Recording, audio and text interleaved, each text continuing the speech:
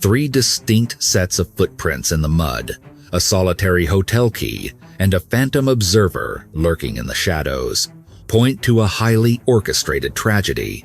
When a frantic escape from a relentless stalker twists into a meticulously planned trap, who truly pulled the strings? Please like and subscribe to join us on this case.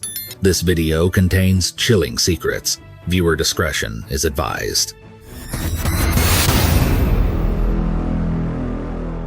The torrential autumn rain was unforgiving on the evening of September 10th, 1989. It beat down relentlessly on the dark, desolate grounds of Nanhu Park, located in the bustling city of Shenyang within Liaoning province. The park, usually a vibrant gathering place during the day, had been entirely swallowed by the stormy night. By 8:30 p.m., the recreational areas were completely shut down.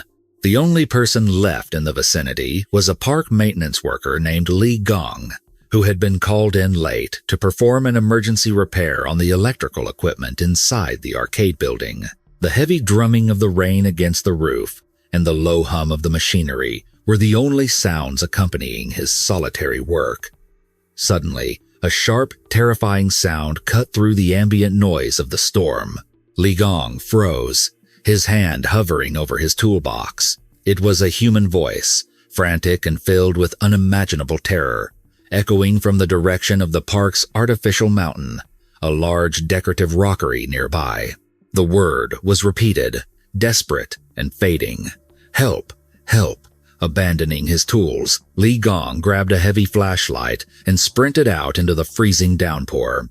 As the beam of his flashlight pierced the darkness near the rocky hill, it illuminated a horrific scene. A young man, wearing a white button-down shirt that was completely soaked in dark crimson blood, was staggering aimlessly toward the arcade. His glasses hung askew on his face, which was pale and contorted in agony. He managed to stumble to within 33 feet of the arcade entrance before his legs finally gave out. He crumpled to the muddy ground, lifeless. Li Gong rushed to his side, but it was too late. The young man had drawn his last breath. Within minutes, the flashing red and blue lights of police cruisers cut through the storm. Captain Liu Shuedong, the lead detective on duty from the Heping District Public Security Bureau, arrived with his team of homicide investigators. The situation was critical. The torrential rain was actively washing away the crime scene, threatening to destroy fragile evidence with every passing second.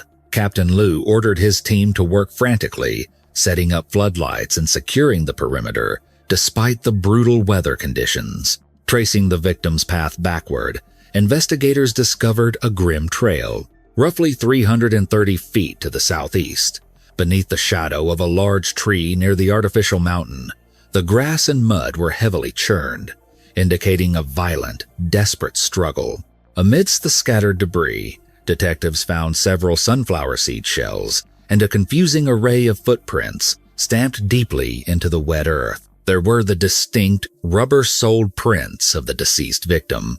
Intertwined with them were the sharp, unmistakable indentations of a woman's high-heeled shoes. Most chilling of all, tucked slightly away behind a nearby stone bench, the police discovered a third set of footprints.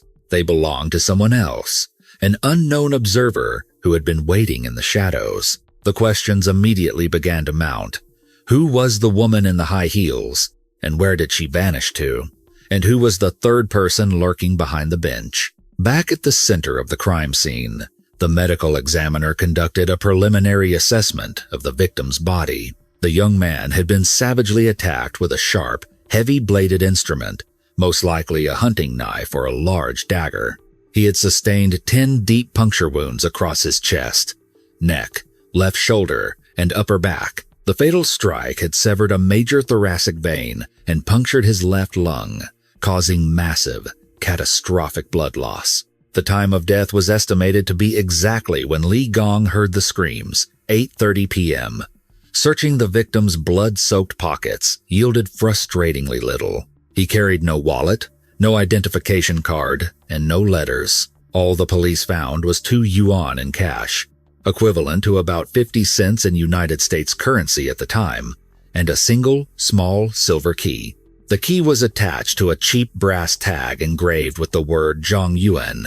Captain Liu knew this was their only lead. In late 80s China, small brass tags like this were typically used by institutions to manage lockers or room keys. Given the design, detectives deduced it likely belonged to a local hotel, guest house, or university dormitory. The investigative team mobilized, spending the next several hours canvassing every lodging facility in the district bearing the name Zhongyuan. Their exhausting search finally paid off when they arrived at a privately owned establishment named the Zhongyuan Hotel, located just east of Nanhu Park. The owner, a woman named Zhou Miyu, instantly recognized the brass tag as belonging to one of her bedside cabinet locks. However, when shown a post-mortem photograph of the victim's face, she recoiled in horror and claimed she had never seen him before in her life. Captain Liu, skeptical of her frantic denial, insisted on trying the key. They went room to room, testing the silver key on every bedside cabinet until, in one of the long-term rental rooms, the lock clicked open. Inside the cabinet sat a neatly folded pile of clothes. Hidden among the garments was an employee identification badge belonging to the Luoyang tractor factory. The deceased finally had a name, Niu Xiaoming. Alongside the badge, detectives found a small, glossy color photograph of a beautiful, somber-looking young woman. The hotel manager, realizing the gravity of the situation, finally stepped forward. He admitted he had checked Niu Xiaoming in days earlier. When pressed about the victim's visitors, a guest staying in an adjacent room provided a massive breakthrough.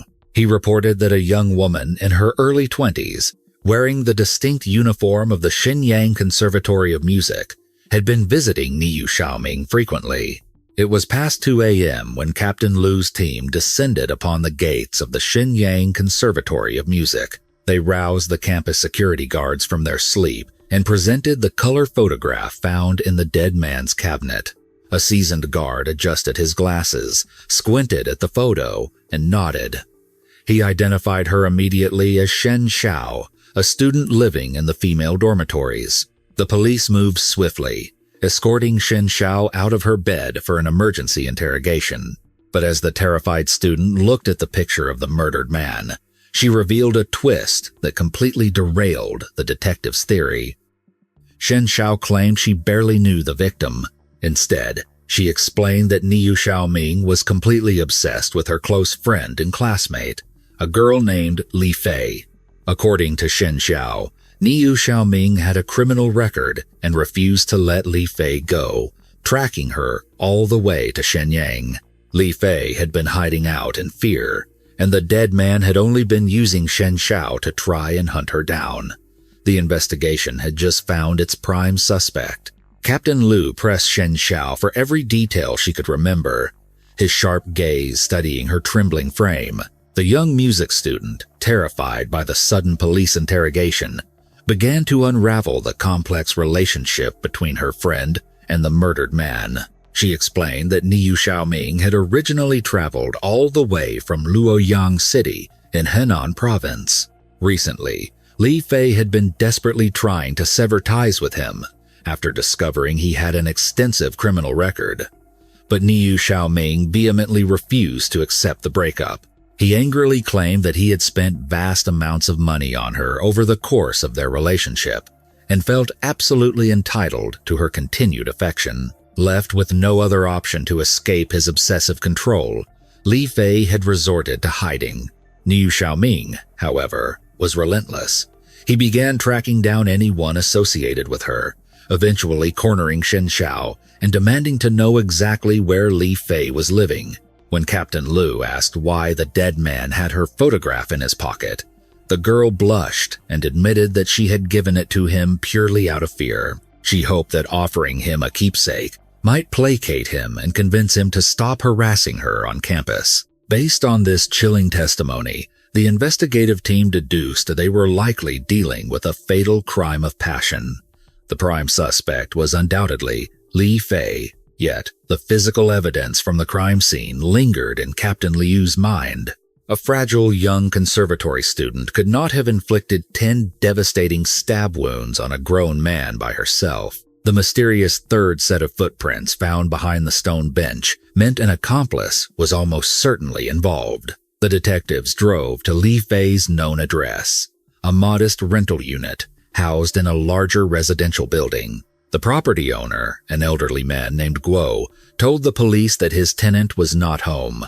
Given his advanced age, he spent most of his time in his own quarters and paid very little attention to the young renters. Finding no answers there, the officers knocked on the door of the neighboring room. A young male tenant named Wu Sha answered. He informed the police that Li Fei had been acting erratically over the past few weeks. She rarely slept at the apartment anymore, only returning in a frantic rush to change her clothes before disappearing again, constantly looking over her shoulder as if anticipating an attack. Furthermore, Wu Sha revealed that he shared some classes with Li Fei at the conservatory and had personally witnessed a strange young man from Henan province repeatedly blocking her path at the school gates. The pieces were slowly coming together, but the police still needed to locate the elusive Li Fei. Hoping to squeeze out another lead, Captain Li returned to the female dormitories to question Shen Xiao one more time. During this second interview, the young woman staunchly maintained that she knew nothing else. Frustrated, Captain Liu walked out of the dormitory building. As he stepped into the courtyard, he spotted a familiar face lingering in the shadows. It was Wu Sha, the neighbor from the rental house. The detective's instincts flared. What was a male neighbor doing, loitering outside a restricted female dormitory in the middle of the night? Sensing a conspiracy, Captain Liu silently signaled 2 of his plainclothes officers to observe. Roughly 5 minutes later, Shen Zhao slipped out the front doors. She joined Wu Xia, and the 2 walked briskly away into the night, their faces etched with deep anxiety. In all their previous statements, neither had ever mentioned knowing the other. The detective shadowed the couple for several blocks until they sat down at a quiet, late-night diner. Deciding it was time to spring the trap, Captain Liu casually strolled into the restaurant and approached their table, feigning absolute surprise. Cornered, they finally confessed the truth. Shen Xiao admitted that she and Wu Xia were actually in a romantic relationship. They had deliberately concealed this fact from the police because they both had direct connections to the prime suspect and the murder victim, and they were terrified of being falsely implicated in a homicide investigation. To verify their innocence, investigators confiscated their shoes and meticulously compared them against the unknown footprints recovered from the muddy park. Neither matched. They were just 2 scared students caught in the crossfire. However, the immense pressure of the interrogation cracked Shen Xiao's memory. She suddenly recalled that Li Fei had a penchant for juggling multiple men. She revealed that Li Fei had recently been romantically involved with a college student from the Lushun Academy of Fine Arts, a young man who went by the street name Lao Mao, which translates to Old Cat. Armed with fresh targets, the detectives raced to the Fine Arts Academy. After interviewing faculty members, they identified the man known as Old Cat. His real name was Liu Jiqiang, a 26-year-old temporary assistant working in the university's mural research department. He lived off campus in an industrial neighborhood known as the West Steel Community. By the time the police arrived at his apartment, it was the early morning hours of September 14th. Liu Jiqiang was stunned by the intrusion, but cooperated fully. He calmly detailed his history with the missing girl. He explained that they had met entirely by chance while dancing at the Juju Hotel. Captivated by her beauty, he had immediately propositioned her. To his surprise, she agreed to a physical relationship. When Captain Liu demanded to know his whereabouts on the night of the murder, the artist provided an airtight alibi. He had been bedridden with a severe fever. Multiple friends had visited his apartment that entire rainy evening to bring him medication, and every single one of them corroborated his timeline. Liu Jiqiang had not left his bed, meaning he could not be the owner of the mysterious footprints. He was officially cleared as a suspect. The killer was still out there, and Li Fei remained a ghost. The primary focus shifted entirely to locating Li Fei, the central suspect. Detectives wondered if she had already fled Shenyang. The team immediately contacted the Municipal Public Security Bureau in Luoyang City to report the homicide and coordinate a search of her hometown. Simultaneously, they relentlessly tracked down every known relative, friend, and potential hiding spot associated with her. The search at the Zongyuan Hotel continued, but Captain Liu firmly believed Li Fei lacked the resources to escape the region. They strategically deployed plainclothes officers to establish discreet stakeouts. Teams waited in the shadows outside the rental property owned by Mr. Guo and maintained a continuous watch over the apartment belonging to the cleared suspect, Liu Jiaxiong. Their patience was soon rewarded. On the morning of September 15, 1989, at exactly 20 minutes to 10 o'clock, a disheveled and frantic young woman approached the residence. It was Li Fei. Her face was pale, etched with absolute exhaustion and panic. The waiting detectives moved in swiftly, apprehending her before she could even reach the door. She was immediately transported to the Heping District Public Security Bureau for a high-stakes interrogation. Li Fei was seated in a stark, dimly lit interrogation room, facing a team of detectives who had spent the entire night scouring the city for her. Despite her obvious fatigue, her outward demeanor remained surprisingly composed. Captain Liu initiated the questioning by sliding the laminated employee identification badge belonging to Niyu Xiaoming across the metal table. He closely monitored her facial expressions as he asked if she recognized the man in the photograph. A fleeting look of recognition crossed her eyes, but she masked it instantly. She casually replied that he was simply an old friend. When pressed about the last time she had seen him, she claimed it was the previous Saturday. She flatly denied knowing his current whereabouts. Captain Liu repeated the questions, pushing harder, but Li Fei pressed her lips together and retreated into absolute silence. The detectives stepped out into the hallway to regroup. A physically slight young woman like Li Fei could not have easily overpowered and repeatedly stabbed a desperate young man like Niyu Xiaoming with a heavy hunting knife. The physical evidence strongly supported the theory of an accomplice who had actually wielded the blade. The detectives realized they needed to systematically break down her defenses and force her to confess. First, they needed her to admit to the vicious conflict between her and the victim. Then, they had to uncover the identity of the person who left those massive footprints at the crime scene. One baffling detail continued to plague the investigators. The third set of footprints at the park was discovered isolated behind a stone bench, located roughly 50 feet away from where the muddy footprints of Li Fei and Niyu Xiaoming indicated a struggle. Apart from the chaotic trampling directly beneath the artificial mountain, the heavy rain had washed away any connective tracks. To extract the truth, Deputy Director Liu Rongming entered the interrogation room. He adopted a psychological approach, patiently explaining the severe legal consequences of withholding information in a capital murder investigation. He expertly applied pressure, urging her to clarify the misunderstandings.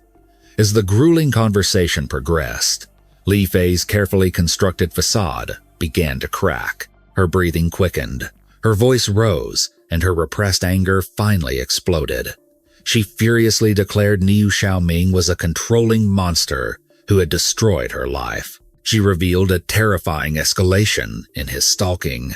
According to Li Fei, he had recently threatened her, stating that he refused to live in Shenyang and planned to drag her down with him. He claimed he had purchased lethal poison and intended for them to commit a murder-suicide. She recounted how he constantly ambushed her at the conservatory gates and had even dragged her to Nanhu Park on a previous occasion, violently choking her until she barely managed to fight him off and escape. Her eyes burned with intense hatred as she screamed that she despised him. The core conflict was finally out in the open, but securing a confession to the actual murder was a different challenge. Captain Liu leaned across the table and delivered the devastating news. He told Li Fei that Niu Xiaoming had been brutally stabbed to death near the artificial mountain in Nanhu Park the previous night, and that police had already recovered her distinct high-heeled footprints directly at the murder scene. He demanded an explanation. The revelation hit Li Fei like a physical blow. Her small frame shuddered violently, her psychological defenses utterly shattered by the undeniable evidence. After an agonizing silence, she whispered her confession. She admitted Niu Xiaoming had forced her to meet him at the park that rainy evening. She claimed that while standing in the darkness, she suddenly heard him scream in absolute terror. She swore to the detectives that she panicked and sprinted away into the storm before she even saw his attacker. When Captain Liu demanded to know the identity of the third person lurking in the shadows, Li Fei burst into tears and desperately claimed she had absolutely no idea. She insisted she was so terrified that she ran all the way to the Central Railway Station and hid in the public waiting room for the entire night. But the detectives knew she was lying by omission. Her evasive testimony strongly implied she knew exactly who the Phantom Killer was. Following this breakthrough, investigators relentlessly drilled down into her background. They finally unearthed the missing piece of the puzzle. There was indeed another man with her at the park that night. His name was Wang Jingyu, a worker employed at a local light bulb manufacturing plant. At exactly 7:30 that evening, investigators descended upon the residence of Wang Jingyu, pulling him from his home and bringing the true architect of the slaughter into the bright light of justice. The chilling confession extracted from Li Fei inside the cold walls of the interrogation room finally illuminated the twisted roots of the murder. The tragic saga had actually begun several years earlier in the central Chinese city of Luoyang. During her time enrolled at a local broadcasting university, Li Fei had already established a reputation for a tangled, chaotic romantic life. She initially dated another young student before a fateful, seemingly innocent encounter in a public park brought Niu Xiaoming into her life. The initial spark between them ignited rapidly, quickly accelerating into a highly toxic, codependent relationship. On one specific occasion, Niu Xiaoming invited her over to his house while his family was away. Once they were alone, he made aggressive sexual advances. Li Fei surprisingly submitted to his demands without any resistance. This isolated incident quickly established a very dark pattern between the two of them. She visited his home repeatedly, continually submitting to his physical desires, and even allowing him to take highly degrading, inappropriate photographs of her in vulnerable positions. Yet, despite willingly surrendering her physical autonomy to him, she vehemently refused to ever commit emotionally, coldly denying that she felt any genuine love for Niu Xiaoming. This emotional distance only fueled his blinding obsession. He became pathologically determined to make her his wife. He began showering her with expensive clothing and extravagant luxuries. His desperate spending culminated in the purchase of a grand piano costing 4,000 yuan. In the late 1980s, this was an astronomical sum, equivalent to roughly 1,200 United States dollars at the time, or a small fortune today. On top of this, he handed her an additional 1,000 yuan in cash. But Niu Xiaoming was an ordinary factory worker, and his desperate attempts to play the wealthy suitor rapidly drained his finances. Driven to ruin, he turned to street-level crime, stealing bicycles across Luoyang to fund his obsession. Inevitably, the law caught up with him. Overwhelmed by guilt, he confessed and returned the stolen property, earning a lenient sentence of 3 years of probation. Upon his release, his fixation only intensified. He resumed his frantic pursuit, but the dynamic had irrevocably shifted. Li Fei was thoroughly disgusted by him. She viewed him as a ruined man and coldly calculated that she could never marry a convicted thief. Instead of cleanly breaking off the relationship, she chose a path of manipulation. She continued offering physical intimacy, believing it was a necessary sacrifice to avoid marriage. But Niu Xiaoming was keenly aware of her deceptive strategy. Utilizing his own twisted logic, he weaponized the massive financial debt she owed him to psychologically trap her. He constantly appeared at her doorstep, asserting his dominance. Feeling the walls closing in, Li Fei resorted to extreme measures to avoid him. Her anxiety reached such a fever pitch that on several occasions, upon hearing his heavy footsteps, she threw herself out of a first-floor window and fled down the street without putting on shoes. When they did cross paths, the encounters devolved into screaming matches. The toxic fallout dragged in everyone around them. Niu Xiaoming enlisted his friends to track her down, while Li Fei's relatives formed a protective barrier. The escalating conflict triggered massive neighborhood brawls, forcing the local Public Security Bureau to intervene. Realizing Niu Xiaoming was actively destroying her future, Li Fei made a drastic decision. Supported by her exhausted family, she fled hundreds of miles northeast to Shenyang, enrolling at the Shenyang Conservatory of Music. In Shenyang, Li Fei tasted freedom, entirely detached from her controlling past. To supplement her income and maintain her new lifestyle, she began singing after classes at the vibrant dance hall inside the Rose Hotel. This was a highly popular nightlife spot, built directly on the historic site of the old clock tower at the eastern edge of Central Street. In this glamorous, fast-paced environment, she quickly entangled herself with the young mural art student Liu Jiesheng. For a brief period, she successfully managed to treat Niu Xiaoming as nothing more than a dark, distant nightmare that she had permanently left behind in Luoyang. But her appetite for attention remained insatiable, and she soon ensnared her next victim, Wang Jingyu. Their introduction was a matter of pure coincidence. At the time, Li Fei shared a rental house with another young woman. Wang Jingyu happened to be an acquaintance of this roommate, who casually introduced the two. From the moment he laid eyes on Li Fei, Wang Jingyu was completely spellbound. By all conventional measures, he was a settled man with a devoted wife and a peaceful marriage. However, recent illicit financial successes had drastically inflated his ego and corrupted his judgment.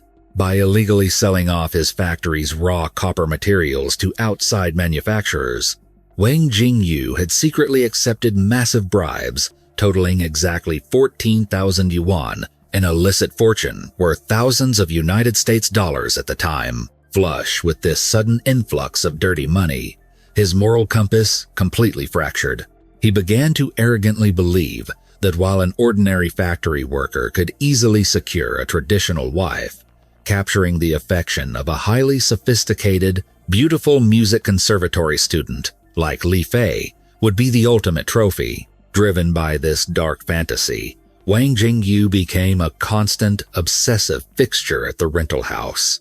He relentlessly courted Li Fei, taking her out to extravagant dinners at upscale restaurants, paying for admission to exclusive dance halls, and regularly hiring expensive private taxis to personally escort her back and forth from her late-night singing gigs at the Rose Hotel. He thought he was special to her, but in reality, Wang Jingyu was merely the fourth man currently trapped in her increasingly chaotic web of transactional physical relationships. Li Fei was wild, greedy, and completely unbound by traditional morals, playing a highly dangerous game with the men who coveted her.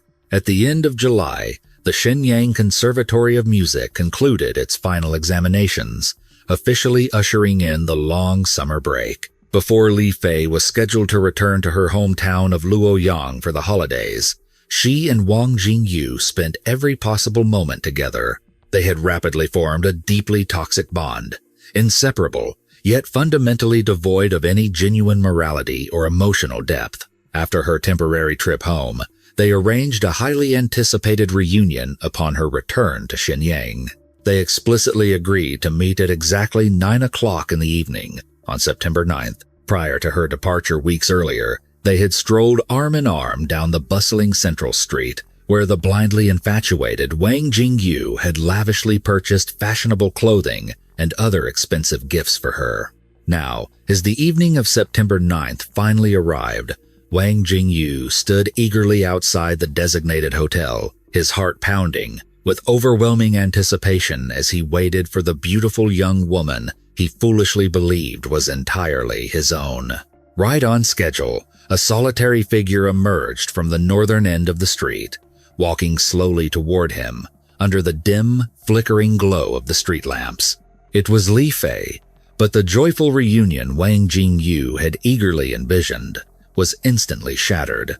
As she drew closer, he saw that her face was profoundly sorrowful, her eyes red and heavily swollen.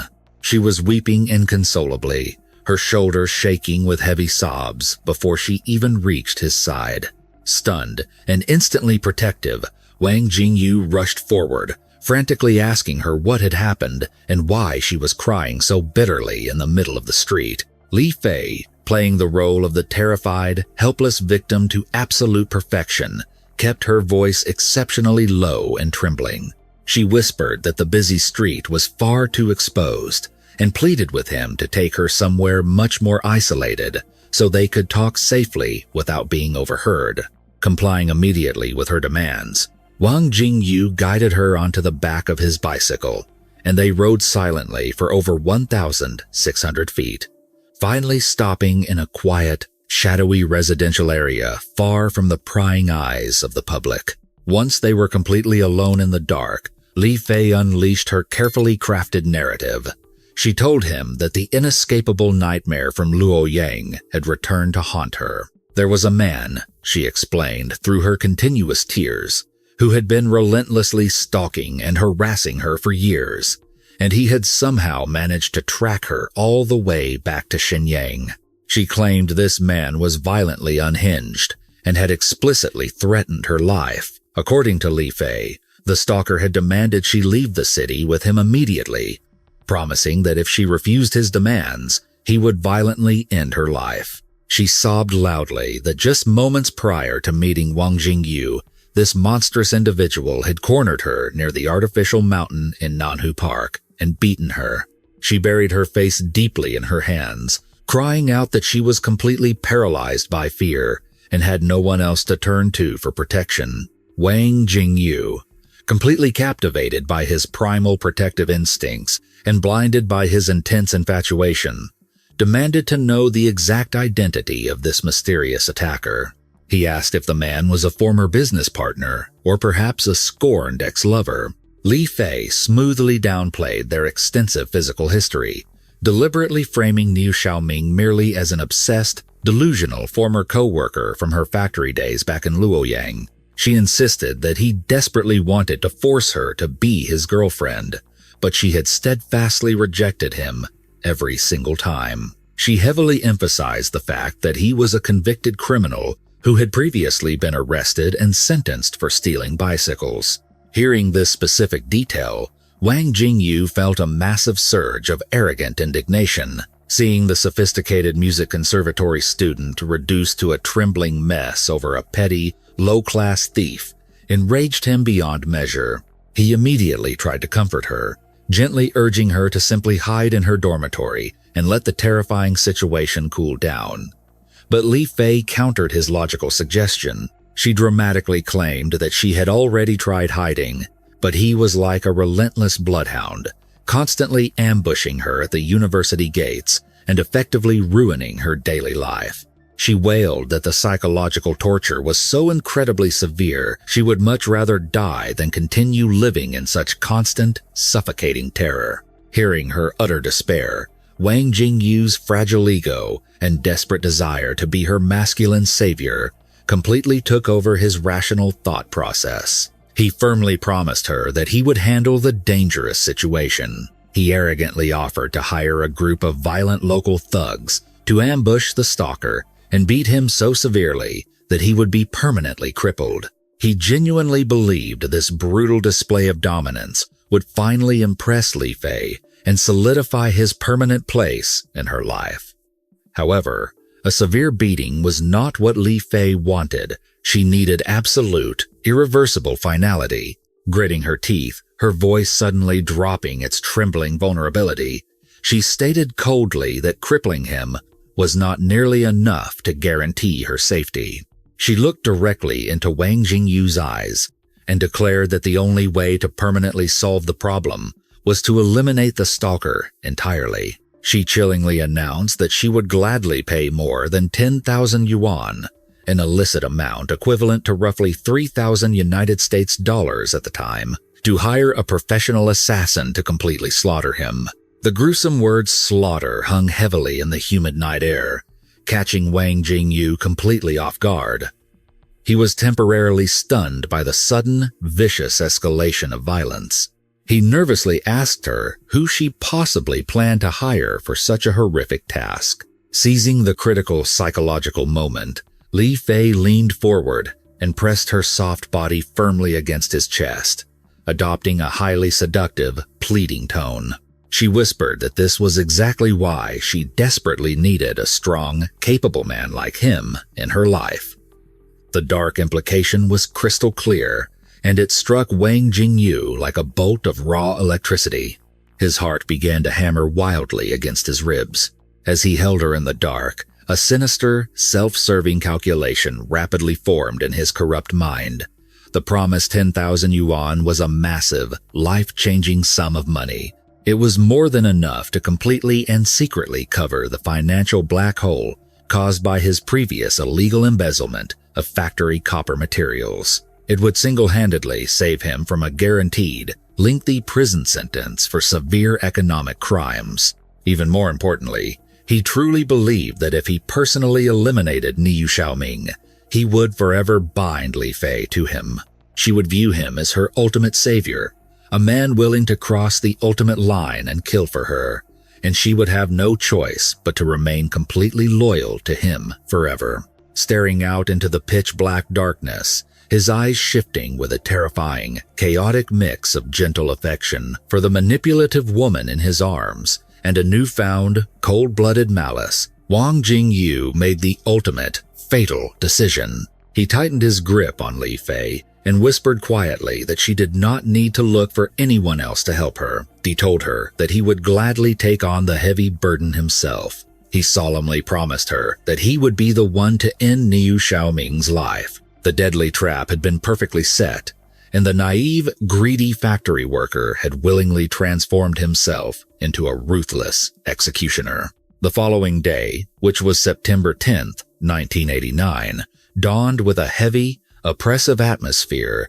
that seemed to perfectly mirror the dark intentions brewing within the newly formed, murderous alliance. The sprawling industrial city of Shenyang was gradually being enveloped by a massive storm system. Dark, bruised clouds gathered aggressively over the skyline, threatening the torrential downpour that would soon wash over the city streets. For Li Fei and Wang Jingyu, this gloomy Sunday was not a day of rest, but rather a day of cold, calculated premeditation. They spent the daylight hours meticulously solidifying their deadly trap. Wang Jingyu, fully committed to his gruesome promise and desperate to secure both the illicit financial reward and Li Fei's permanent devotion, prepared a razor-sharp hunting dagger. He concealed the heavy blade within his clothing, stepping completely over the threshold from a corrupt factory worker into a premeditated killer. As evening approached, the sky finally broke, unleashing a relentless, freezing rain. Despite the miserable weather, the two conspirators ventured out into the stormy night. They traveled toward the bustling commercial corridor of Sandhouse Street, a popular area frequently crowded with students and vendors. As they disembarked from their transit, the chaotic hand of fate intervened, accelerating their sinister timeline. Wandering aimlessly through the rain-slicked streets, completely soaked and looking dangerously unhinged, was their target. Niu Xiaoming had been relentlessly prowling the city, desperately searching for any sign of the woman who had consumed his entire existence. The moment his eyes locked onto Li Fei through the heavy curtain of rain, his obsessive rage flared instantly. Oblivious to the presence of Wang Jingyu, who immediately melted back into the deep shadows of the street, Niu Xiaoming lunged forward. He grabbed Li Fei violently by the arm, his grip like a steel vise, and began dragging her forcefully away from the crowded commercial district and toward the desolate, unlit grounds of Nanhu Park. This aggressive abduction was the perfect, terrifying catalyst for their lethal plan. Li Fei played her part flawlessly. She offered just enough physical resistance to maintain the illusion of being a helpless victim, while subtly guiding her enraged stalker deeper into the isolated darkness of the park. Meanwhile, Wang Jingyu shadowed them silently. He moved stealthily through the torrential downpour, keeping a safe distance, his eyes fixed on the couple ahead. The freezing rain plastered his clothes to his skin, but his adrenaline was surging too fiercely for him to feel the cold. As Niu Xiaoming dragged Li Fei toward the imposing, jagged silhouette of the park's artificial mountain, Wang Jingyu moved perfectly into position. He slipped behind a large, wet stone bench, crouching low to the muddy ground. This was the exact location where investigators would later discover that mysterious third set of footprints, the silent observer waiting for the perfect moment to strike. At the base of the rocky hill, Niu Xiaoming finally stopped. He began to aggressively confront Li Fei, his voice echoing over the steady drumming of the storm. He demanded answers, screaming about her betrayals and his own suffering. For several agonizing minutes, the toxic couple argued bitterly in the mud. Then, Wang Jingyu initiated the final phase of the execution. Stepping out from the suffocating darkness behind the stone bench, he marched authoritatively toward the arguing pair. Adopting a deep, commanding tone, he loudly announced himself as an undercover police officer conducting a routine night patrol. He aggressively questioned Niu Xiaoming, demanding to know why he was assaulting a young woman in a closed public park in the middle of a severe thunderstorm. Niu Xiaoming, entirely deceived by the authoritative ruse and not wanting any trouble with local law enforcement, given his prior criminal record in Henan province, immediately dropped his aggressive posture. He released his tight grip on Li Fei and frantically began to explain the situation to the fake officer. He defensively insisted that he was not committing an assault, claiming that they were simply a romantic couple having a heated, private dispute. He politely asked the supposed officer to leave them alone so they could resolve their personal relationship issues. This momentary distraction was the fatal opening the conspirators needed. While Niu Xiaoming was entirely focused on convincing Wang Jingyu to walk away, Li Fei quietly stepped backward. She silently retreated into the dark, rainy void, effectively removing herself from the immediate splash zone and taking up a secure position as the lookout. With Niu Xiaoming's attention completely diverted and his physical defenses lowered, Wang Jingyu made his lethal move. Without a single word of warning, he suddenly drew the heavy hunting dagger from his coat. In one swift, violently explosive motion, he lunged forward. The sharp steel blade plunged deeply into Niu Xiaoming's chest. The young man from Luoyang gasped in absolute shock, his eyes widening in pure horror as the realization of his impending death finally registered. But Wang Jingyu did not stop with a single strike. Driven by a chaotic mixture of greed, misplaced jealousy, and raw adrenaline, he pulled the blade free and struck again and again. He relentlessly targeted his victim's neck, left shoulder, and upper back, inflicting 10 devastating, deep puncture wounds in rapid succession. Despite the catastrophic injuries and the massive loss of blood rapidly pouring from his severed thoracic vein and punctured lung, Niu Xiaoming's primal survival instinct violently kicked in. He fought back with the desperate strength of a dying man, struggling fiercely against his attacker in the slick, churning mud beneath the artificial mountain. Breaking free from Wang Jingyu's murderous grasp, he turned and stumbled blindly toward the only source of hope he could see, the dim, glowing lights of the park's arcade building, located several hundred feet away. He ran through the heavy rain, his life force rapidly draining with every agonizing step, screaming desperately for someone to save him. Hearing the blood-curdling screams echoing through the silent park, and terrified that the bright lights of the arcade would expose his identity to potential witnesses, Wang Jingyu's false courage instantly evaporated. Absolute panic seized the factory worker. He immediately abandoned the pursuit, turned on his heel, and sprinted away into the blinding storm, leaving the dying man to his tragic fate. As Wang Jingyu sprinted blindly into the blinding storm, his heart hammered against his ribs like a trapped animal. The torrential downpour that had severely hampered the initial police investigation was, at that very moment, acting as the perfect accomplice for the fleeing murderers. The heavy sheets of freezing rain relentlessly pounded the muddy ground around the artificial mountain, systematically washing away the massive amounts of blood and rapidly degrading the chaotic web of footprints they had left behind during the brutal struggle. Escaping the immediate perimeter of Nanhu Park, the two conspirators melted back into the dark, rain-slicked streets of Shenyang, putting as much distance between themselves and the dying young man as possible. They had prearranged a secure rendezvous point to regroup after the execution. Dripping wet and trembling from a potent mixture of freezing cold and raw, vibrating adrenaline, Wang Jingyu and Li Fei finally reunited within the sterile, quiet confines of a rented hotel room.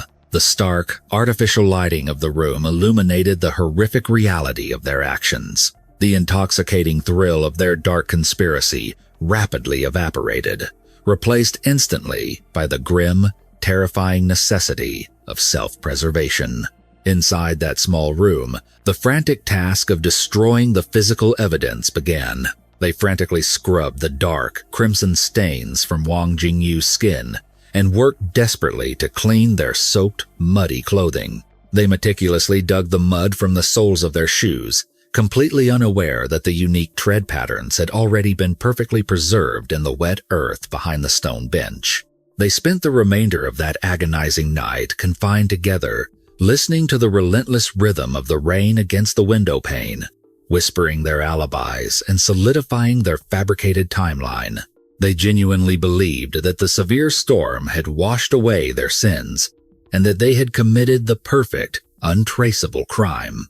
When the sun finally rose on the morning of September 11th, 1989, the storm had passed, leaving behind a deceptively calm city. The two accomplices parted ways, believing the hardest part of their sinister plan was over. Wang Jingyu returned to his seemingly normal life, stepping back into his role as a factory worker and a devoted husband. He carried the immense, dark secret of a brutal murder beneath a carefully constructed facade of mundane daily routine. Meanwhile, Li Fei bounced between temporary safe havens. She spent time hiding out at various hotels and even sought refuge at the apartment of her other lover, the artist Liu Jishong, using him as an unwitting shield against the outside world. She was incredibly arrogant, utterly convinced that her web of lies was impenetrable and that the police would write the murder off as a random mugging gone wrong. However, Li Fei drastically underestimated the sheer tenacity and methodical brilliance of the Shenyang Public Security Bureau. While she rested in the arms of another man, the investigative team, led by Captain Liu, was already rapidly dismantling her carefully constructed alibi. She was completely blind to the fact that the authorities had already traced the single silver key found in the dead man's pocket, identified the victim, interviewed her terrified classmates, and established a firm, undeniable timeline that placed her directly at the center of the bloody conflict. The invisible net was closing tightly around her. When she finally walked into the police ambush outside Liu Jishong's apartment on the morning of September 15th, her entire world instantly collapsed. Inside the cold, unforgiving interrogation room, the psychological pressure proved to be far too immense for the manipulative music student to withstand. Faced with irrefutable physical evidence and the terrifying prospect of facing a firing squad entirely alone, Li Fei's loyalty to the man who had murdered for her completely evaporated in an instant. In a desperate, self-serving bid to save her own life, she broke down and confessed everything. She detailed the entire murderous plot from its inception, explicitly naming Wang Jingyu as the man who wielded the heavy hunting dagger. She handed her devoted assassin directly over to the police, without a single moment of hesitation or remorse. Armed with this devastating confession, the investigative team moved with absolute tactical precision. At exactly 7:30 o'clock on the evening of September 15th, heavily armed detectives descended upon the quiet residential neighborhood where Wang Jingyu lived with his family. They breached his home, violently shattering the peaceful domestic illusion he had returned to just days prior. The factory worker, who had arrogantly believed he was untouchable, was forcefully pulled from his living room and placed under immediate arrest. He did not have time to run or even formulate a lie. The look of absolute terror on his face mirrored the exact expression his victim had worn in the freezing rain. The sudden, explosive police raid left a trail of absolute devastation in its wake, completely destroying the lives of innocent bystanders. Neighbors watched in stunned, breathless silence as the police dragged the supposedly respectable man out into the street in handcuffs. But the most profound tragedy unfolded inside the house. Wang Jingyu's devoted wife was completely blindsided by the horrific accusations. When the detectives informed her that her husband was not only being arrested for the brutal, premeditated murder of a young man, but that he had committed this atrocity at the explicit behest of his secret, much younger mistress, her entire reality fractured. Overwhelmed by the sheer magnitude of the betrayal, the infidelity, and the terrifying violence, she let out a gut-wrenching wail and collapsed violently to the floor. Her peaceful life was permanently shattered by the horrific, selfish choices of the man she loved. The deadly trap had finally snapped shut, and the guilty were in custody, waiting to face the ultimate judgment. Following the dramatic arrests, the criminal justice system in Liaoning province moved with unyielding speed to prosecute the conspirators. The undeniable physical evidence, combined with the comprehensive confession extracted from Li Fei, left the defense attorneys with virtually no ground to stand on. In November of 1989, the Shenyang Municipal Court formally convened to deliver its final verdicts. For his direct role in executing the brutal ambush, the former factory worker Wang Jingyu was convicted of premeditated murder. The judge sentenced him to death by execution, accompanied by the permanent deprivation of his political rights for the remainder of his life. The man who had callously thrown away his career, his marriage, and his morality for a fleeting delusion of romance and financial gain was now facing the ultimate, irreversible consequence. As for Li Fei, the manipulative architect of the entire slaughter, the court recognized her central role as the primary instigator. She was also found guilty of murder and handed a death sentence. However, her sentence came with a 2-year reprieve, a specific legal mechanism within the Chinese judicial system that often allows a death sentence to be commuted to life imprisonment if the convicted inmate demonstrates genuine remorse and exceptional behavior during that probationary window. Like her accomplice, she was permanently stripped of all political rights. When the shocking details of the trial were finally broadcast to the public, the case immediately ignited a firestorm of intense debate and widespread controversy across the community. The public reaction was sharply divided, with heavy condemnation directed not only at the convicted murderers, but also, unusually, at the deceased victim. Niu Xiaoming was posthumously scrutinized for his aggressive, unrelenting pursuit of the young woman. His behavior perfectly fit the psychological profile of a dangerous, pathological stalker. He was an individual, completely consumed by an obsessive need for total control, viewing his romantic partner not as an independent human being with her own agency, but as an exclusive piece of property that he had effectively purchased through his various financial sacrifices. By continuously tracking her across provincial borders, violently ambushing her at her university gates, and issuing terrifying threats of a murder-suicide, he systematically subjected her to a horrific campaign of psychological terror. Many casual observers argued that his relentless harassment created an incredibly volatile, suffocating environment that pushed a deeply flawed young woman completely past her mental breaking point.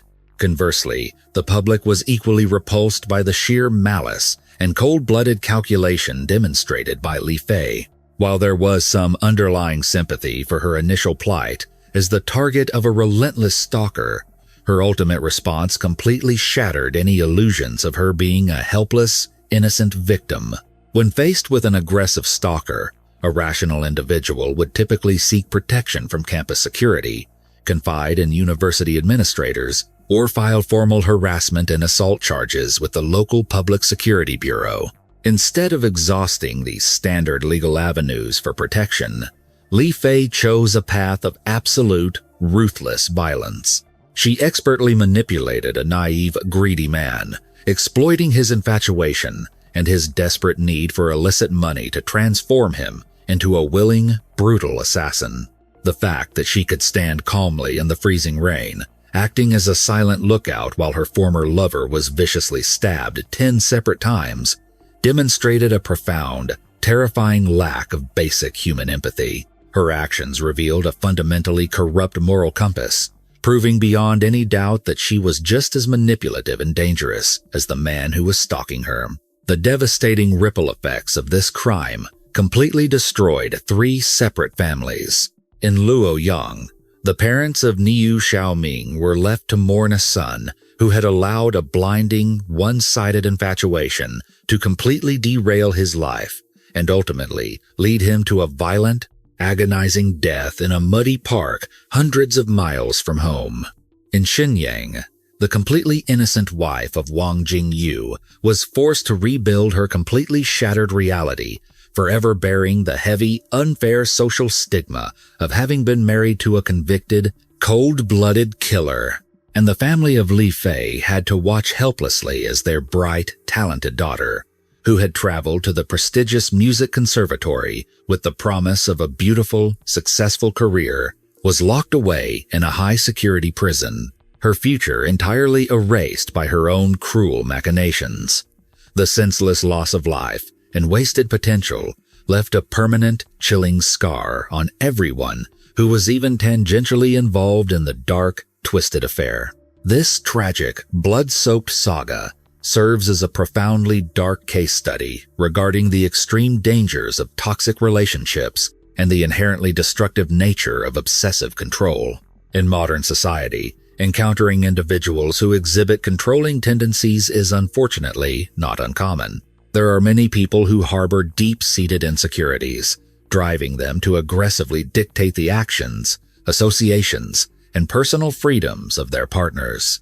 They operate under the deeply flawed assumption that true love requires absolute submission, completely forgetting that every individual is a distinct, autonomous entity deserving of basic respect and solid personal boundaries. While this psychological dynamic absolutely does not excuse or justify the horrific, murderous actions taken by Li Fei, it does highlight the severe, cascading trauma that can occur when boundaries are repeatedly and violently breached. The tragedy in Nanhu Park is a grim, unforgettable reminder that when toxic obsession collides directly with manipulative greed, the resulting explosion inevitably destroys absolutely everything in its path. Thank you for watching this deep dive into a chilling case from 1989. If you found this investigation gripping, please hit the like button and subscribe to the channel for more true crime stories. This case leaves us with complex psychological questions regarding the destructive nature of absolute obsession. Do you think Li Fei deserved a lighter sentence than her accomplice because she was being aggressively stalked? Or was her cold manipulation the ultimate crime? Let us know your thoughts in the comments below.